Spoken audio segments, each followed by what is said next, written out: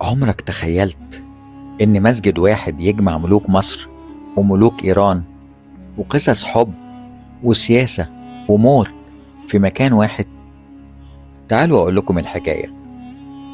إحنا دلوقتي جوه مسجد الرفاعي، بس القصة ما بدأتش هنا. بدأت لما خشيار هانم الوالدة باشا قررت تبني مسجد يكون تحفة فنية يضاهي عظمة مسجد السلطان حسين. اشترت الأرض اللي قدامه مباشرة، وكان عليها زاوية صغيرة اسمها زاوية الشيخ الرفاعي، ومن هنا جه اسم المسجد. لكن البنى ما كانش سهل، أكتر من 25 سنة شغل ومهندسين كتير اتغيروا لحد ما اكتمل على ايد ماكس هيرتز باشا.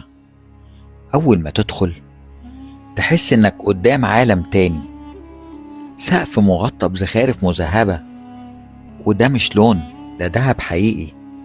بس المفاجأة إن أكتر من 3/4 المسجد مش للصلاة، ده مدفن للعيلة المالكة كلها. تعالوا نبدأ الرحلة. أول ضريح هو ضريح علي أبو شباك الرفاعي اللي عاش واتدفن هنا من أكتر من 700 سنة، وعلى اسمه اتسمى المسجد. ندخل أول غرفة، هنا مدفون الخديوي إسماعيل ومعاه والدته خشيار هانم. الرخام هنا مش شغل عادي، ده فن، والآيات المطعمة بماء الذهب بتدي إحساس بالرهبة. نخرج لغرفة تانية، هنا مدفون زوجات الخديوي إسماعيل. يقال إن صاحبته كانت فرنسية وأسلمت، فاتجمع في مدفنها ما بين الشرق والغرب. الغرفة دي فيها السلطان حسين كامل وزوجته، وهنا تيجي اللحظة اللي توقفك.